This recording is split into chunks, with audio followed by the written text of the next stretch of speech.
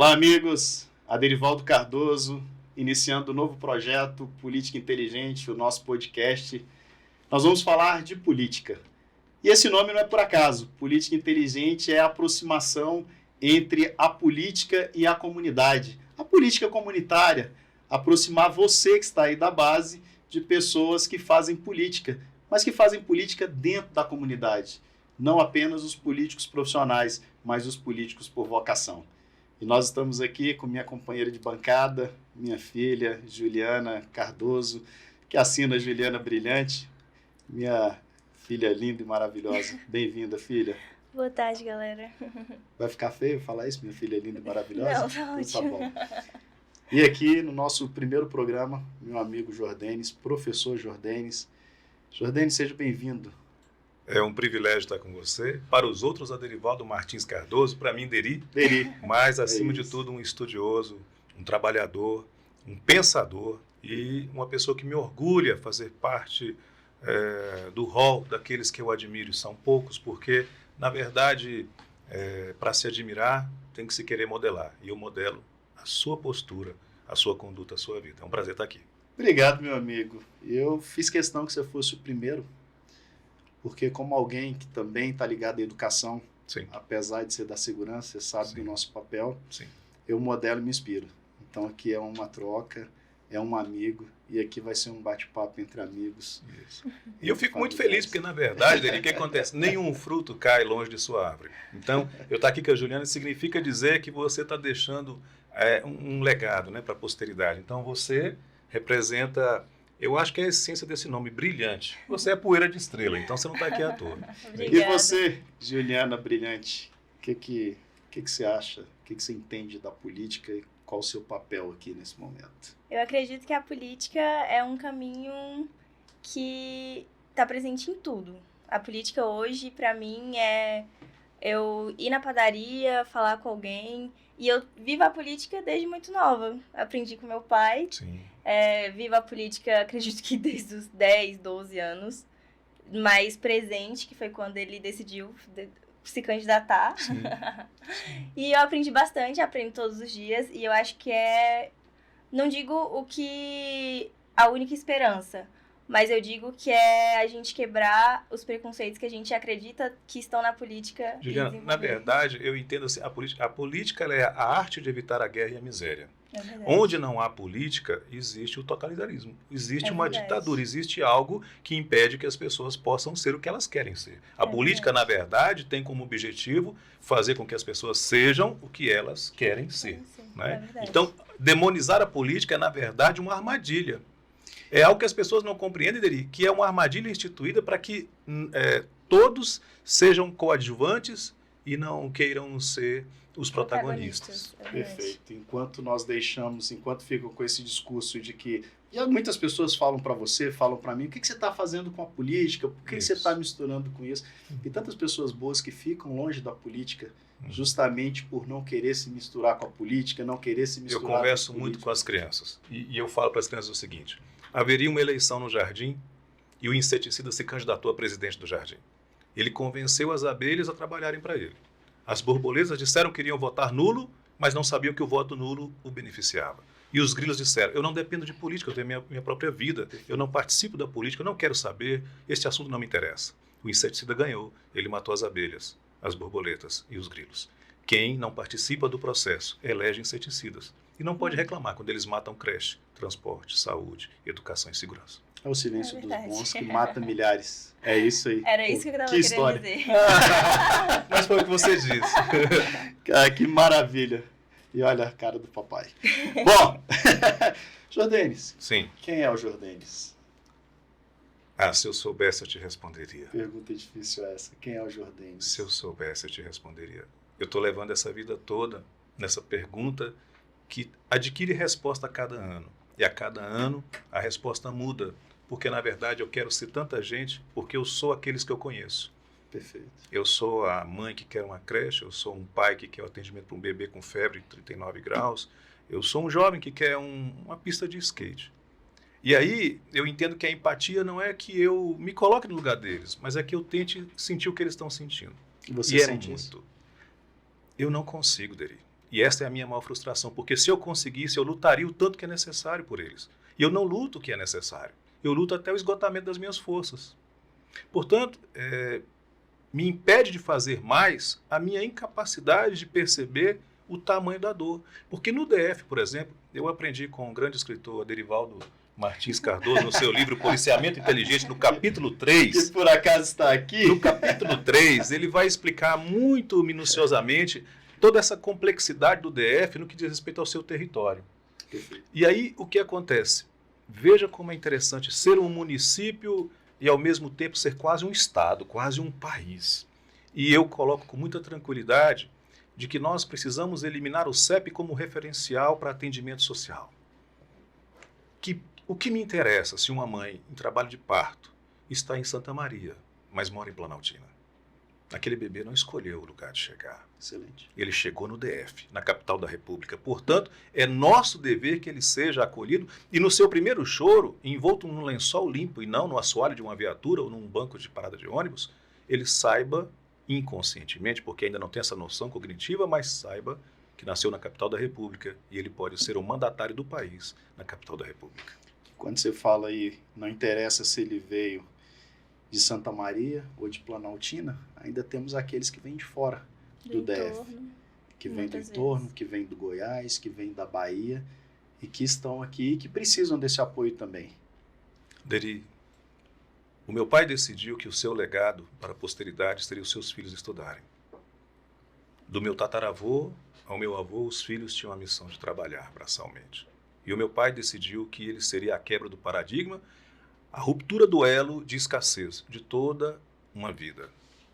E ele sai de Minas Gerais, das margens do rio Santa Rita, do colchão de capim onde eu nasci, para Planaltina, para buscar a escola pública. Este país não pode ter, em momento nenhum, fronteiras para aqueles que buscam dignidade. A dignidade é o espírito da vida.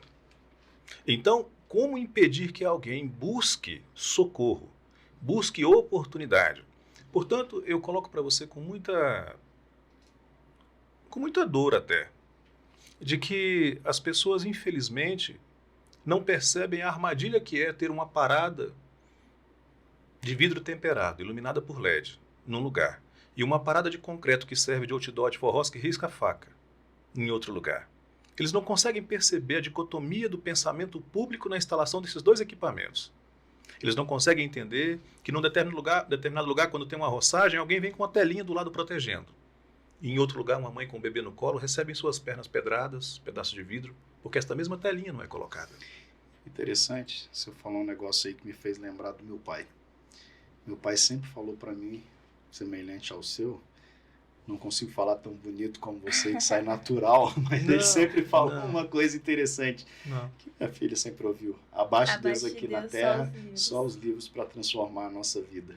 Isso. E quando nós percebemos como nós fomos transformados pela educação, eu percebo o tanto que a educação é importante e o tanto que ela tem que ser deixada de lado para muitas pessoas, ou por muitas pessoas. E aí, quando fala de educação, eu não sei se você concluiu a sua linha de raciocínio nessa aí. Não, tranquilo, a gente está conversando. Como é que você virou professor? Foi desse pai lá atrás? Não. Tem uma história interessante do seu pai. É porque seu pai era carroceiro? Meu pai era carroceiro. Eu gosto dessa parte. Meu pai, na verdade, quando ele decidiu que nos colocaria em um outro patamar, ele resolveu pagar o preço por isso. O que acontece com a maioria das pessoas é que elas não querem pagar o preço do processo, elas querem fazer o pedido ao universo e receber o produto. Elas não querem pagar o preço do processo. E é o processo que fortalece. Portanto, meu pai vem para Planaltina e ele deixa de ser um pequeno, um trabalhador que tinha sua renda mais ou menos estabelecida para alimentação, vestuário, e paga o preço. E o preço é ser carroceiro na capital da República. Este foi o preço que ele decidiu pagar. Porém, morando no último barraco da quadra 6 da Vila Buritis de Planaltina, nós víamos que aquele casebre poderia cair. Fisicamente, porque espiritualmente ele não cairia, porque lá havia o Espírito Santo de Deus habitando. Maravilha. Então, meu pai falava de um reino, e olha como é interessante. Uhum. O meu pai falava de um reino onde haveria prosperidade, beleza, riqueza, paz. Mas ele dizia, você pode viver um pedaço desse reino na terra. Então, ele não fazia uma promessa espiritual, ele dava um manual de comportamento, porque ele dizia, se você não roubar, não pegar o que é alheio, honrar pai e mãe e trabalhar muito, você poderá viver um pedaço do reino na terra. Veja bem, lá na infância, o meu pai me deu o código para eu viver toda a minha vida. Você está vivendo um pedaço do reino na terra hoje? Intensamente.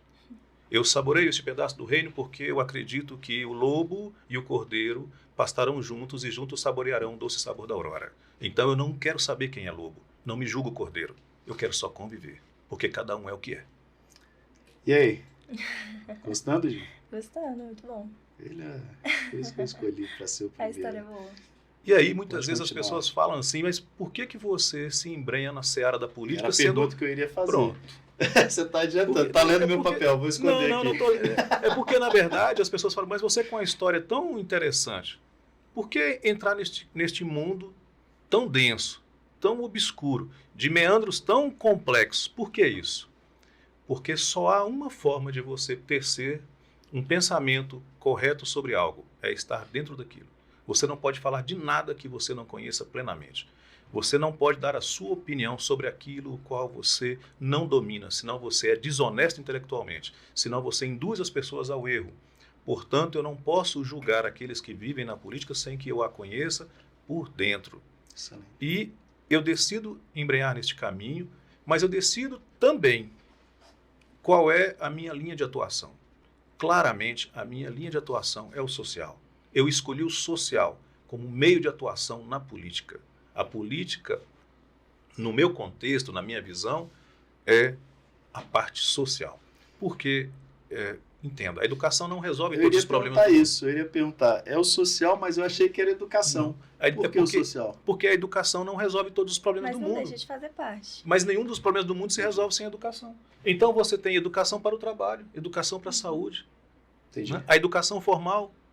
E mais, tem ainda o aproveitamento da cultura e da educação de um povo que não teve a educação formal. Excelente.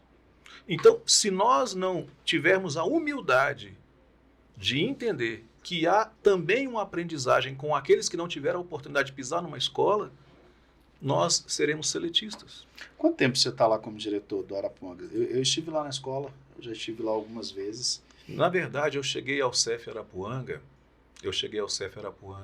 como professor. Eu fui professor, coordenador, supervisor, vice-diretor e diretor. Eu passei por todas as etapas. Eu sou um profissional da educação do pátio de escola. Quantos anos você está? Eu estou há 30 anos na educação. 30 anos já? 30 anos. E dentro da escola, dentro do Arapuanga? Dentro do Arapuanga eu estou há 22 anos. 22 anos? 22 anos. E por que Idade. a idade dela? Sim. 22 anos. Quando eu olho... E por que permanecer tanto tempo como diretor de uma mesma escola? Porque você poderia ter passado por outros cargos, você poderia ter ocupado esse espaço de poder. Porque o Arapuanga é a minha cara. O Arapuanga é a minha cara. Eu vendi no Arapuanga água em tambores na minha carroça. E eu imaginei um dia ser professor lá. Você mora no Arapuanga? Eu moro na quadra 7, conjunto D, lote 16 de Arapuanga. Eu vivo na minha comunidade. Eu sei as agruras do que é viver na minha comunidade. Eu só posso falar do Arapuanga como eu falo, porque eu vivo lá. Eu vivo em Planaltina. Falo de Planaltina com muita tranquilidade, porque vivo lá. Quantos votos você teve no Arapuanga? Eu já tive... Numa primeira eleição, eu tive 10.924 votos. 10.924. Dentro do Arapuanga? No Arapuanga eu tive 9.000. 9.000 só dentro do Arapuanga? Dentro do Arapuanga. E em Planaltina, 10.000. 10.000.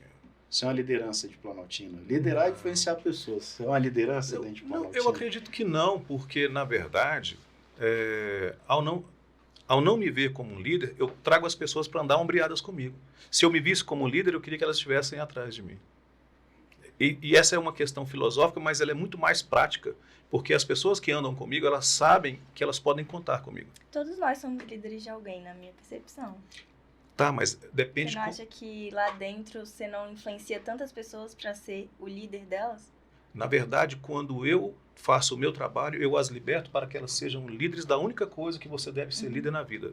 Sim, Assim como disse o Salomão. Eu quero ser governante da minha vida. Eu sempre te vi como um grande líder do Arapongas. E no dia que eu fui na escola, eu lembro do discurso que eu fiz dentro da escola. Te apresentei como um grande líder do Arapongas. Eu te vejo como essa liderança. Tá, mas aí é que tá. Você, político, e hoje eu sou um político, você não pode se ensimesmar.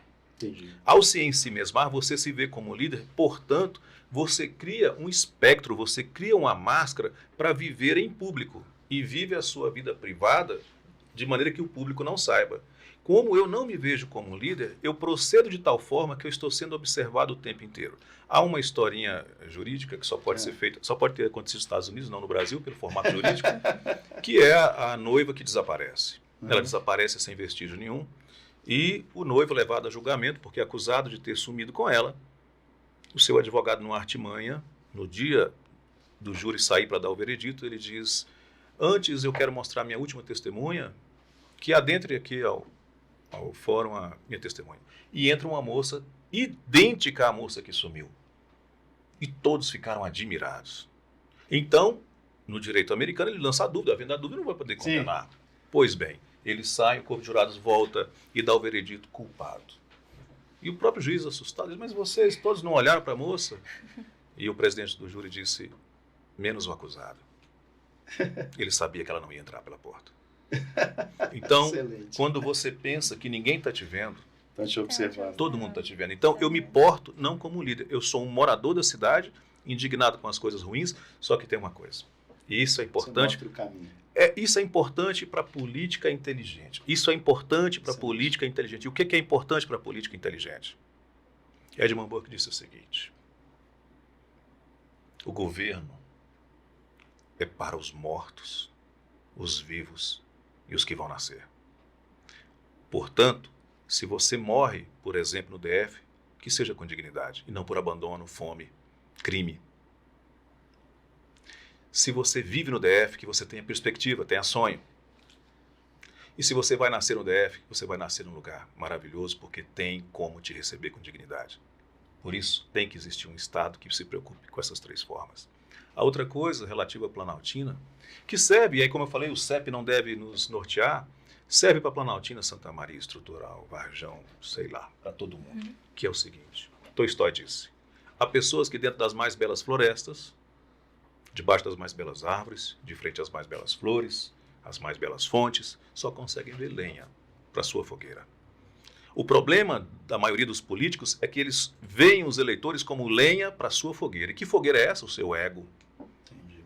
Então eu não vejo essas pessoas, Deri, como instrumentos para que eu chegue onde eu quero chegar, porque eu sequer sei onde eu quero chegar. Porque se eu chegar no hospital e for atendido, eu cumpri a minha missão. Se eu chegar na escola e tiver vaga, eu cumpri a minha missão.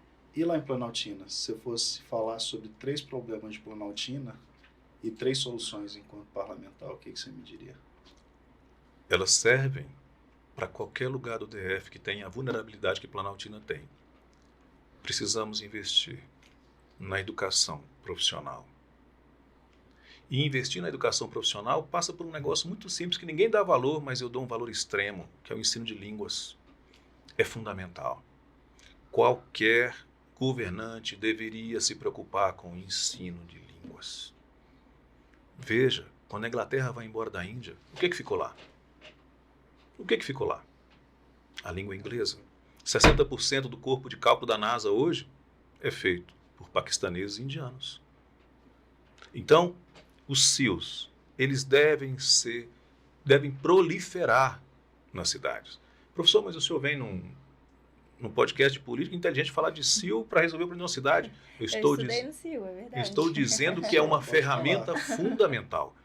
Mas nós podemos elencar trabalho, transporte e saúde.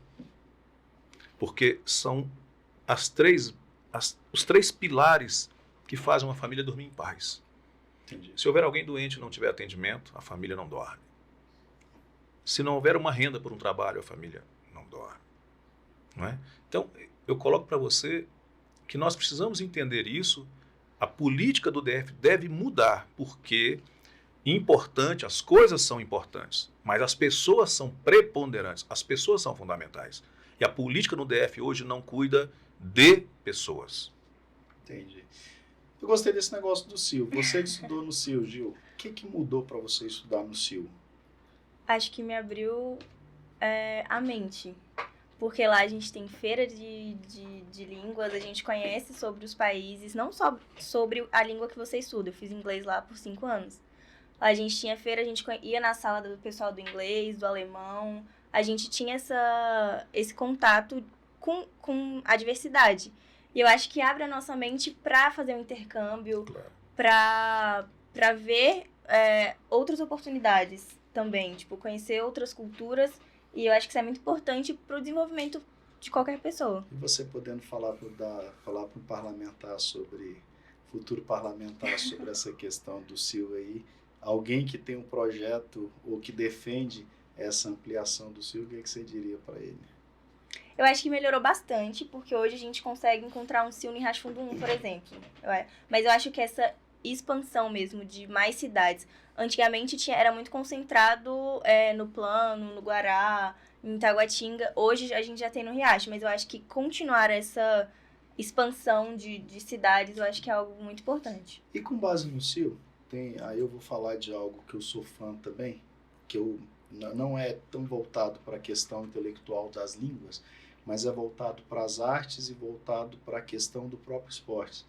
Eu fiz e sou fã das escolas parques. Em 2014, no meu panfleto lá de campanha, falava sobre a expansão das escolas parques e o fortalecimento dessas escolas parques. E o que você acha disso? E o que você entende sobre isso? Ou o que você pode falar sobre isso com relação à escola parques? Eu estou errado nessa questão? Ou é uma questão já ultrapassada? Porque as escolas parques... Eu não sei mais como estão as escolas parques. Como você está da Secretaria de Educação, como você vem aí como professor, o que você diria? Eu dirijo uma unidade de 10 horas por dia. O CEF Arapuanga funciona de 7 da manhã às 5 da tarde para todos os estudantes. Eles têm 5 refeições. Café da manhã, um lanche, almoço, outro lanche, uma fruta. Inglês e espanhol, a mesma grade das melhores escolas particulares do DF. Eu entendo que deve haver uma unidade dessa em cada região vulnerável do DF, como uma opção para a família. Porque eu não devo negar que há famílias que precisam do auxílio dos filhos para olhar um menor, porque o que acontece dele? Essa é a grande luta da minha vida. O Estado se omite da vida das pessoas por muito tempo. Então vejamos, há jovens no DF de 25 anos de idade que não nasceram na maternidade pública, não frequentaram uma creche, mas tiveram um jardim de infância, fizeram ensino fundamental e não concluíram o ensino médio, e estão no mercado informal de trabalho. Onde está o Estado na vida deles? O Estado existe para estes que, não tendo forças, porque nós não podemos pegar Darwin como verdade, porque o que acontece? Não é o mais forte que sobrevive, é o que se adapta melhor. Sim. E aquele que não se adapta vai fazer o que com ele?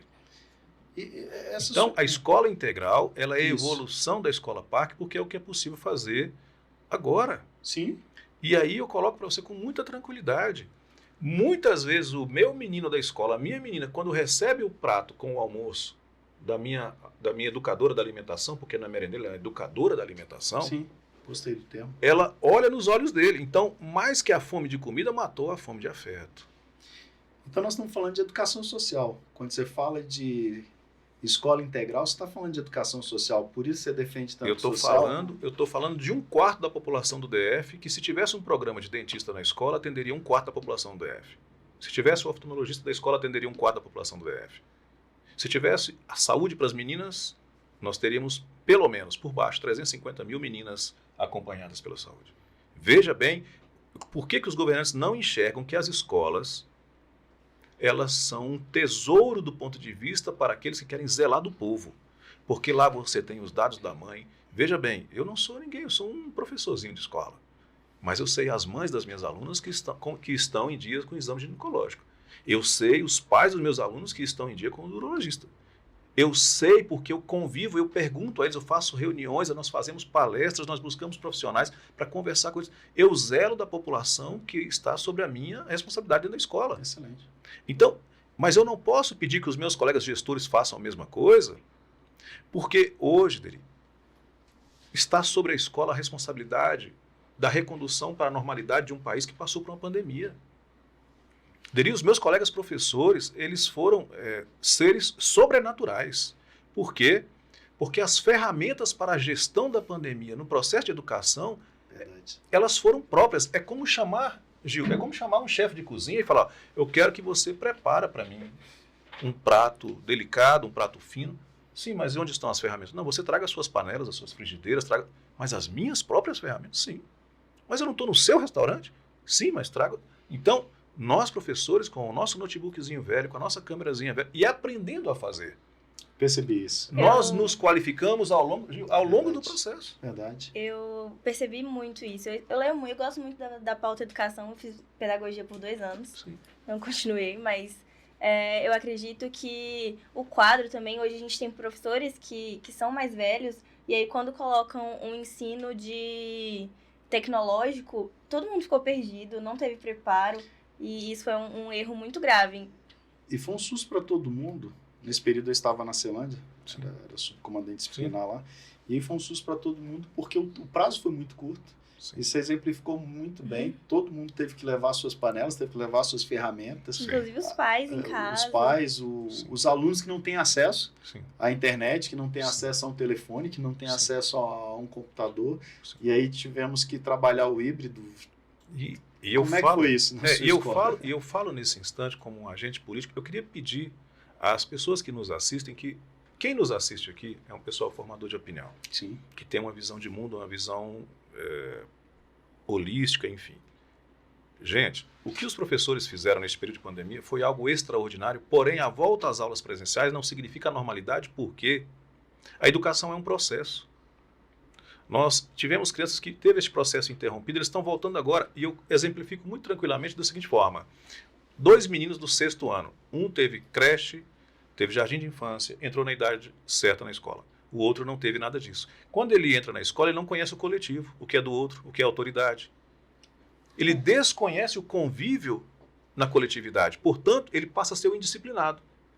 Porque ao desconhecer, ele precisa de alguma forma chamar a atenção. Sim. Ou seja, o Estado se omitiu e ele está pagando o preço. Com a volta das aulas presenciais, nós temos uma grande quantidade de estudantes que os professores estão tendo um trabalho tão hercúleo quanto antes, em função de que eles foram matriculados na pandemia, não frequentaram a escola durante quase 2 anos e agora estão frequentando. Eles já são alunos da rede há quase 3 anos. E não frequentaram a E escola. não frequentaram a escola. De quantos anos são seus alunos lá? Eu atendo do 6º ao 9º ano. 6º ao 9º ano. 6º ao 9º ano. E sendo uma escola integral, dentro de uma visão de educação social, que eu vou usar Sim. esse termo, vou me apropriar dele agora, que eu gostei dele. É excelente. Como é que foi essa pandemia para esses alunos que tinham que almoçar? Muitas vezes tinham Na que tomar o escola. café, almoçar na escola, que a escola é um complemento de renda para muitas famílias. Sim. Como é que foi isso para eles A também? grande- Eu sei que você teve algumas campanhas lá no Sim. sentido de não deixar faltar esse De forma alimento nenhuma. na casa De forma deles. Eu acompanhei isso nas Sim. suas redes sociais. Como é que você lidou com isso? A primeira coisa é dizer que os pais lá, principalmente pais de gêmeos, ficam loucos para conseguir vaga lá, que resolve a vida deles. Mas, enfim, veja bem, a escola ela tem que fazer parte da comunidade e a comunidade fazer parte da escola. Não existe um corpo estanque, um corpo estranho dentro de uma comunidade que se chama escola. A escola tem que ser da comunidade para a comunidade. Então, eu reuni aqueles parceiros de supermercados, mercearias, e disse a eles, vocês têm opção. Colocar o nome de vocês num projeto onde nós vamos alimentar as famílias que estão matriculadas nessa escola, Que legal. e nós fazermos o nosso papel, ou vocês esperarem que eles venham até a porta do comércio de vocês pedirem. Lembrando que esse comerciante também estava sofrendo a pandemia com a redução de recursos. Professor, nós vamos com o senhor por uma coisa muito simples. Nós confiamos no senhor. Nós confiamos no senhor. E, nesse tempo todo que o senhor está aqui, todo o recurso que entrou na escola, o senhor gastou na nossa comunidade. Sim. Isso é fundamental. Quando eu me aproximo deles, eles sabem que quando entra recurso na escola, eles vão sentar em volta de uma mesa e quem tiver o melhor preço vai servir a escola. Eu sou apaixonado quando eu vou na sua escola, quando eu chego naquela escola, Sim, que eu vejo uma escola limpa, uma escola organizada, sim, uma escola extremamente silenciosa. sim. Você percebe que o aluno fica dentro de sala de aula e que tem professor Sim. para aprender, Sim. para ensinar. Sim. Como é que você conseguiu fazer isso? Porque isso é o sonho de grande parte das escolas. E você organizou isso com a sua equipe. Lógico que você não organizou sozinho, que você tem uma equipe extremamente competente, que eu conheci alguns lá. Como é que você conseguiu chegar nesse nível? Foi esse período de tempo que você permaneceu lá? Ou é porque você conseguiu construir uma equipe gestora que consegue dar conta desse trabalho, consegue trazer esse resultado? Porque eu nunca mandei, eu nunca dei ordem. Eu sempre disse como eu imaginava. Quando você pensa, é apenas uma atividade normal de um ser racional. Quando você imagina, você é superior. Sim. Só pensar, todo ser humano pensa. Mas quando você imagina, então eu contava para eles o que eu imaginava. Gente, Entendi. reunião de professores. Eu imagino a gente chegar aqui e a escola ser silenciosa. Eu imagino que ela seja limpa. Eu imagino que eles... Eu começava a plantar esta semente.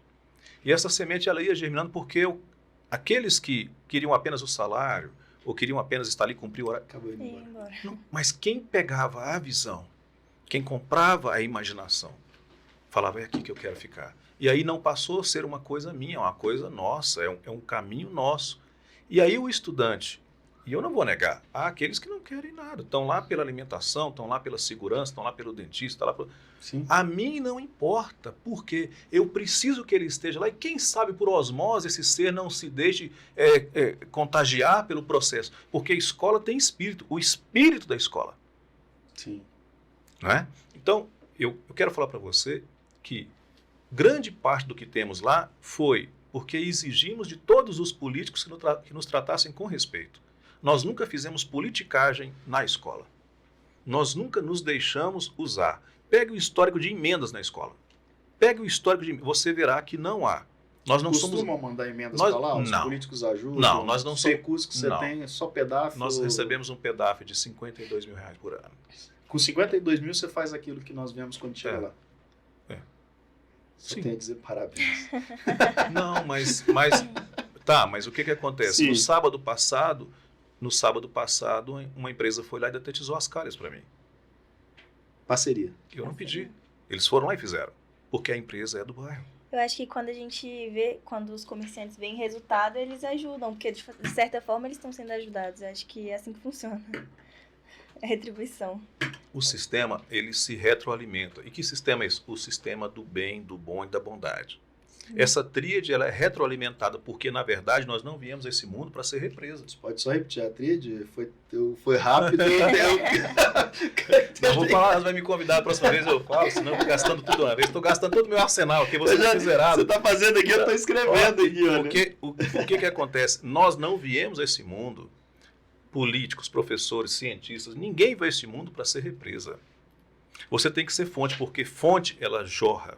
Perfeito. Ela jorra e ela se alimenta de novo e ela jorra mais. Não pode parar em você. De forma nenhuma. É isso, aí é que tá. Então, o que acontece? Quando eu falo com o pessoal que pratica corrida no bairro, quando o seu tênis já estiver mais para lá do que para cá, mas ainda não esteja totalmente para lá, Ajude. deixa na portaria da escola. Legal. Então, assim, você começa a criar coisas, criar mecanismos para que as pessoas possam fazer o bem. Grande parte da população do DF quer fazer o bem, não sabe como. Não sabe como. Então, a minha visão é que cabe a nós, que temos um pouco mais de espiritualidade, e eu não estou falando de religião, eu estou falando de espiritualidade, Você falou disso. abrirmos caminho para que essas pessoas pratiquem o bem. E eu quero colocar uma coisa assim, Dri, se você me permite, Gil, se você me permite, meu amigo, eu quero falar para vocês assim, você que é deputado distrital, meu companheiro, você que está nos assistindo aqui, deixa eu falar uma coisa para você. Você é um deputado distrital, você é um vereador. Você tem que ver se a rua tem buraco, se o poste está com a lâmpada acesa, se a parada está perto das casas ou se ela está longe. Você é um vereador. Só que eu quero que você pense, raciocine, que você tem acesso ao governador, ao federal, ao senador. Ninguém no país tem este privilégio que você tem. Por favor, use o seu poder. A sua campanha vai ficar barata. Você não vai precisar se misturar com tanta gente para voltar para a sua cadeira. Faça só o que você tem que fazer. Só isso. Faz o básico e você já será um fenômeno.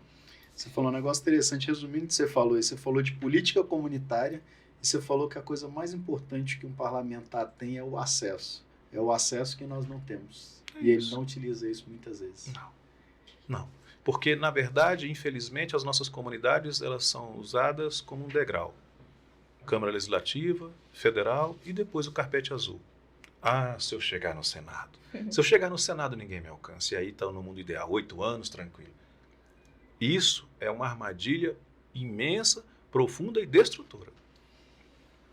E as pessoas que não fazem parte da comunidade, que vão lá se beneficiar dela e depois ir embora? Lógico que tem aqueles que não fazem parte da comunidade, que ajudam, são Sim. parlamentares que estão ali ajudando, Sim. mas tem muito forasteiro ali que muitas vezes, depois da eleição, ignora aqueles que os ajudaram. Como é Sim. que você vê isso? Como é que você lida com isso? Porque eu sei que você está em uma comunidade bairrista. Sim. Arapuanga, São Sebastião, Sim. Planaltina, em geral, né? E Sim. São Sebastião eu vejo Braslândia. Sim. São as 3 cidades mais bairristas politicamente falando. Não sei se eu esqueci alguma, né? Não, é isso Ceilândia já foi, aí. Já não é mais. mas essas 3. Como é que vocês lidam com isso? Porque para ter 10 mil votos Eu em respeito. uma comunidade como a sua, Eu respeito a lei da é física. fácil. 2 copos no cubo. 2 copos não ocupam. Então, se eles chegam a um espaço para eles ocuparem, se eles estão indo lá, é porque há esse espaço, há essa lacuna. Que as E eles- pessoas daquela comunidade não estão fazendo E a eles política são profissionais em achar lacunas para Entendi. poder entrar. Então, se eu fizer a minha parte, por isso eu não me preocupo. Por isso eu não tenho guerra com ninguém. Eu sou, eles me perdoem aqui a ousadia, alguns me chamam de deputado. Porque eu os trato muito bem, eles me tratam muito bem e me respeitam, porque Excelente. sabem do meu trabalho. Então, assim, eu não os temo, eu não os combato, eu simplesmente faço o meu trabalho. Aqueles que enxergam o meu trabalho com bons olhos estão caminhando conosco. Então, essa coisa de destruir o outro, porque a maneira como eu fui criado é da seguinte forma: eu faço com que o outro se eleve para que eu possa ocupar o lugar dele se eu quiser aquele lugar. Uma bênção chama outra bênção, assim como um abismo chama outro Acredito abismo. nisso. É isso. Acredito nisso. E só para fazer jus aqui também, eu esqueci de falar de Santa Maria, que é barrista. É verdade. Santa Maria hoje Sim. é um ambiente barrista também. Em breve nós Sim. teremos um amigo de Santa Maria aqui também. Mas tem uma coisa. Eu modelo este amigo de Santa Maria aqui porque ele faz muito melhor que eu, mas ele faz uma dedicação extrema àquele povo dali. E ele vai ser honrado, porque até queria mandar... Posso falar o nome dele? Pode, vamos falar. O nome dele é o Daniel, conhecido como Daniel Radar. Danielzinho, um amigo, um vou falar parceiro. Danielzinho, vou falar com você sobre, na forma de metáfora, mas você vai entender claramente. A serpente, ela estava perseguindo um vagalume, e ele, já cansado daquela perseguição, parou um pouquinho e disse: vem cá, me explica uma coisa. Por que você está atrás de mim? Eu não faço parte da sua cadeia alimentar, nunca te importunei. Estou no alto, você está rastejando, o que que é? Ela disse: a sua luz me incomoda demais. Então, Danielzinho, você está entendendo o que eu estou falando? Segue sua jornada, que vai dar tudo certo. E o Daniel é um parceiro, eu vou fazer questão de convidá-lo aqui em breve. Sim. Em breve ele estará aqui conosco. Sim. E Gil, eu Oi. quero que você faça uma pergunta. Eu sei que você pesquisou aí o professor Jordani, você acompanhou aqui. Vamos lá, ajude-nos. Eu acho que você falou muito sobre a escola integrada e falou muito da teoria e na prática como você vive. Eu acredito que a minha pergunta seria: você chegando a ser parlamentar, qual seria a sua estratégia para levar essa escola para todas as regiões do DF? Uhum. Qual A estratégia é ouvir as pessoas. A estratégia é entender que eu não sou o dono das pessoas, nem sou nem sou o porta-voz da minha voz, eu sou o porta-voz deles. Então, de bairro em bairro, de cidade em cidade, ouvir as demandas e seria quase um Jordani itinerante. porque na verdade Boa. É porque, na verdade, o DF tem o mau hábito de destruir tudo aquilo que não compreende ou que acha que é de outra força. Então, a roda de conversa é um negócio maravilhoso, o orçamento participativo é um negócio maravilhoso. Então, tem coisas que elas são a evolução do processo. Uhum. Ela, indiferente da cor do partido que fazia, Sim. então, ela é a evolução do processo. Ouvir as pessoas é básico, é premissa de qualquer servidor público. Você me permite uma tradução? Pode falar. Só vou traduzir aqui, para quem é da idade dela não conhece o orçamento participativo. O orçamento participativo foi uma fórmula usada no governo, foi no governo do PT, do Cristóvão, especificamente, onde ouvia a comunidade, tinha os delegados que iam lá e falavam sobre as prioridades da comunidade. Eu fui delegado do orçamento participativo, por Sim. isso eu gosto sempre de lembrar disso. E depois nós tivemos as rodas de conversa que vieram com o Isso. Rodrigo Hollenberg, Isso. né, do Isso. PSB, e é importante marcar Gil, isso. Gil, eu vou falar uma coisa para você. Tem coisas assim que eu pago um preço muito, muito alto por ser eu mesmo e eu pouco me importo com isso. Mas vamos lá. Joaquim Domingos Roriz criou cidades que hoje dão oportunidade para muita gente ter a sua moradia, a sua casa. Outros, Fundo 1, por exemplo. Cristóvão, com orçamento participativo, ele construiu a escola que eu dirijo, num lugar que não tem escritura. Veja a ousadia de um governante por ter ouvido a comunidade falou, nós queremos uma escola. Vocês não querem um posto de saúde? Vocês não querem uma... Não, nós queremos uma escola. E ele construiu a escola. Olha a importância do orçamento participativo. José Roberto Arruda foi para a rua. Poucos iam para a rua como ele ia e enfrentava as situações, enfrentava as pessoas e num tom até alto, vamos dizer assim, mas estava na rua. Fez muito em pouco tempo. E aí, com a sorte de ter o PAC, deixamos isso muito claro. O PAC foi uma mão na roda para ele. O dinheiro era outro. Mas aí tivemos o Rodrigo Hollenberg com as suas rodas de conversa, muito importante. E temos hoje, eu preciso falar isso, não é porque é do meu partido, mas Ibanez Rocha tem pautado o seu governo na estrita esteira da legalidade. Sim. Então, podem falar o que for, eu quero que busque o histórico de mídia a respeito dos escândalos, de tudo que possa ter citado o DF nos últimos 20 anos e veja o esforço do governador de manter as coisas dentro da legalidade. Fora a quantidade de obras, fora a estabilidade de alguns pontos. E eu coloco mais, assim, me perdoe eu dizer isso, eu sou do MDB, mas pode parecer que eu estou tentando me beneficiar, mas eu coloco claramente, o DF precisa voltar para a estabilidade política e isso perpassa pela reeleição do governador para que nós tenhamos de novo uma normalidade. Desculpem aqueles que não concordam comigo, mas nós não tivemos mais a condição de estabilidade política no DF, porque nós tivemos pela primeira vez um governador no exercício, tentando a reeleição, não foi nem para o segundo turno. Isso foi um negócio, não vou citar não quero... Pesquisem aí vocês. Precisa, tem que pesquisar. E de lá para cá, nós tivemos 3 governadores em um mandato. Tivemos 3 governadores em um mandato. Mesmo. Então, veja bem, precisamos sim de uma reeleição para retomar a normalidade. Retomou a normalidade política, a maturidade chegou até nós por tudo que nós vivemos e agora vamos começar de novo. Já que você falou do MDB, nós estamos quase terminando, mas como é que fica o Jordanes no MDB? Como é que você se vê no MDB? Como é que você vê o MDB? É importante eu fazer essa pergunta, até para o pessoal que está acompanhando aí, que gosta de você. Eu coloco o seguinte, os meus colegas que querem adentrar ao mundo político, eles procuram um partido pequeno, uma nominata que os favoreça para que eles possam concorrer em pé de igualdade e com poucos votos chegar à Câmara. É uma estratégia, eu respeito. Mas eu sempre concorri entre os grandes, porque eu não posso me apequenar. Todos podem dizer que eu sou pequeno, que eu sou insignificante, que eu sou um professor de salário de R$7.000 tentando concorrer Podem falar o que quiser. As únicas opiniões que me servem, as únicas críticas que me servem são daqueles que pagam o preço da vida ao meu lado. Os grandes. Então, eu estou junto aos grandes do MDB, concorrendo em pé de igualdade com eles, porque só termina a concorrência quando apurar o último voto. Então, lá tem homens multimilionários, tem mulheres poderosas, mas tem o professor Jordanes, que já gastou 2 pares de botina só esse ano. Então, eles que andem o tanto que eu ando. E se eu puder fazer uma análise, nós conversamos bastante, eu já te falei isso pessoalmente. Sim. O MDB te traz visibilidade, é um partido que tem tempo de televisão, é um partido que pode te ajudar com boas parcerias, de repente com bons recursos. Então, e quando eu olho em alguns ambientes aí, eu sempre ouço falar do professor Jordanes e sempre entre os grandes e sempre entre os primeiros.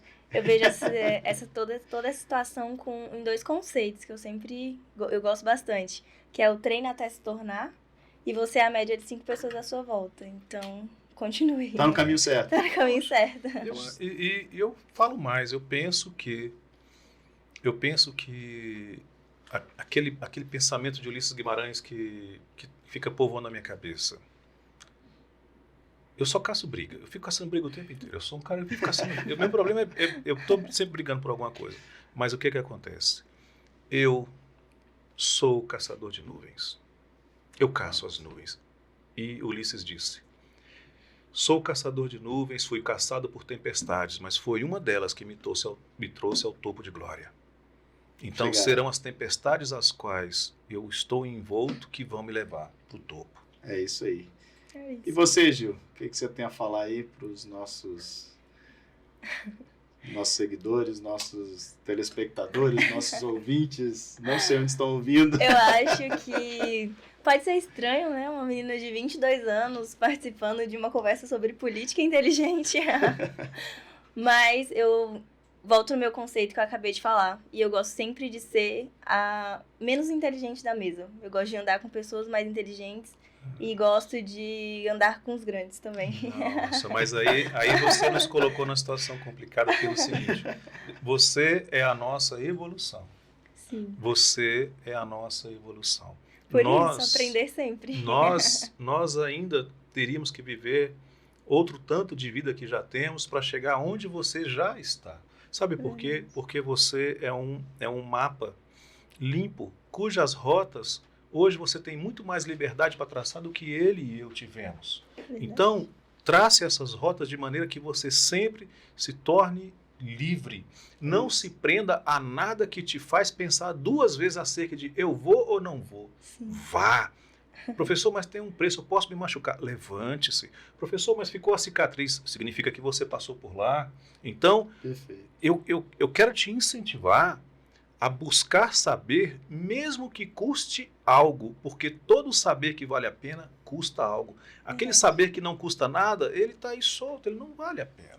Então, como político, Deri, eu venho falar para você que quer adentrar a política, querido, não faça nada que contrarie os seus princípios, mas não é um mundo para amadores. É um mundo para pessoa que conhece Sun Tzu, é um mundo para pessoas que conhecem Maquiavel, mas é um mundo também para pessoas que conhecem Allan Kardec, que conhecem João Paulo II, sabe? Que conhecem o apóstolo Paulo. É um mundo daqueles que conhecem todas as vertentes e sabe tirar o melhor de cada um e servir àquele que, porventura, possa te dizer que não sabe nada. É isso aí. Eu sempre digo para ela, ouvindo suas frases aqui, ela vai lembrar disso, sempre falo para ela. Pássaro livre.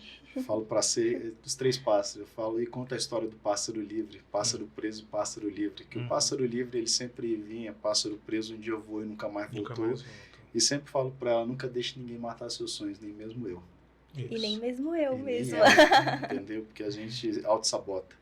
Professor, estamos chegando ao final. O senhor tem alguma coisa a colocar ainda? Nós temos o desejo de chegar à Câmara Legislativa. Somos pré-candidatos hoje. E eu sempre falo no plural majestático porque não sou eu, somos nós, minha comunidade. Minha comunidade. Perfeito. Mas não é um fim em si mesmo. Ainda que eu não alcance, ainda que eu não chegue, isso não quer dizer que eu paro a minha jornada. A minha intenção de adentrar a política é apenas para, de dentro dela, fazer a transformação que eu acho que é possível fazer. Pode ser uma utopia? Pode. Pode ser uma ilusão? Pode. Mas eu lutarei por isso. Caso eu não consiga, eu continuarei lutando pela minha comunidade. Porque eu sou um agente político. E se ilude você que está aí nos assistindo e fala, não, eu jamais vou entrar na política. Querido, você nasceu. Desculpa eu te falar, mas você nascendo já foi um ato político. Você privilegiou a vida. Simples assim. Perfeito. Obrigado a cada um de vocês que estiveram aqui conosco. Política Inteligente é o nosso primeiro podcast. Teremos outros aí em breve. E brigadão. Até mais. Valeu. Política Inteligente, aproximando a política da comunidade, os políticos da comunidade, falando de política comunitária. Valeu. Obrigado, filha. Obrigada, pai. Obrigado, Eri. Tamo junto. Obrigada. Valeu.